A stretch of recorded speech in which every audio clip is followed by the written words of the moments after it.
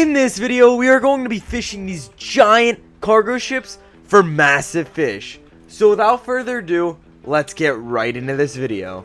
We make our way out of Hillsborough Inlet and we make an 8-mile run south to Fort Lauderdale where those cargo ships are. On our way to the cargo ships, we found some floating debris. So we took a couple casts at it and we just had no luck.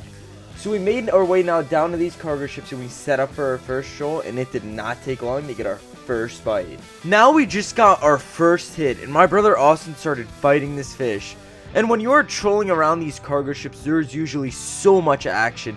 You could catch tunas, kings, wahoo, mahi. Usually everything sits in this cargo area.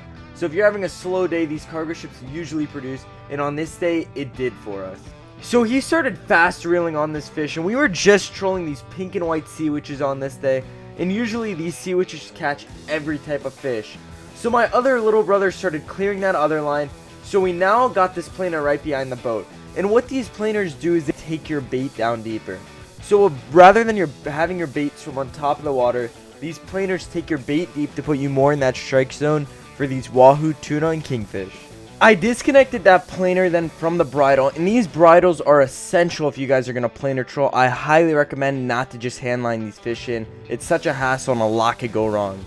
So we now got this fish right behind the boat, and this was not the fish we were looking for. The next fish we caught right after this was the giant we were looking for, so stay tuned to see what that fish is. So we now got this kingfish right near the boat, and any day you could start with a fish in the first 20 minutes is a good day of trolling.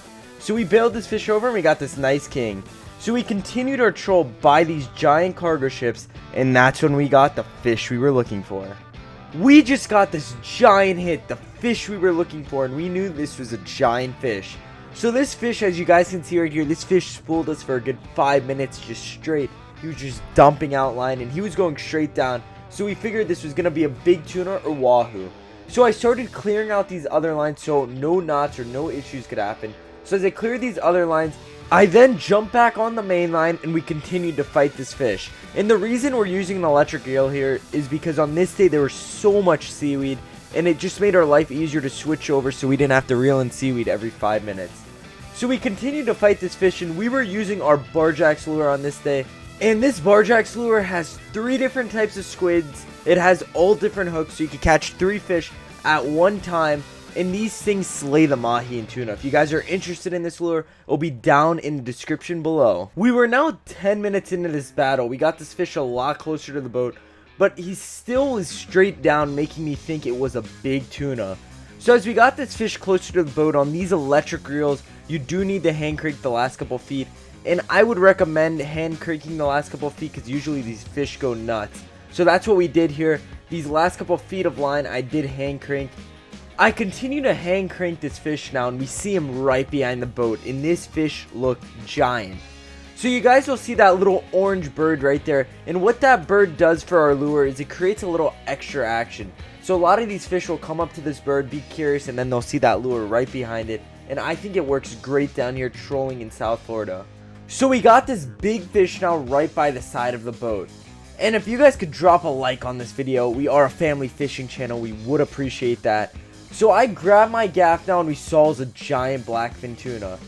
So we were ready to gaff this fish here, and honestly I am not the best at gaffing here. I did have a really bad miss, but all that matters is that we were able to land this big tuna. So I missed my first gaff shot right here, but on the second gaff shot you guys will see we were able to put this fish right in the boat.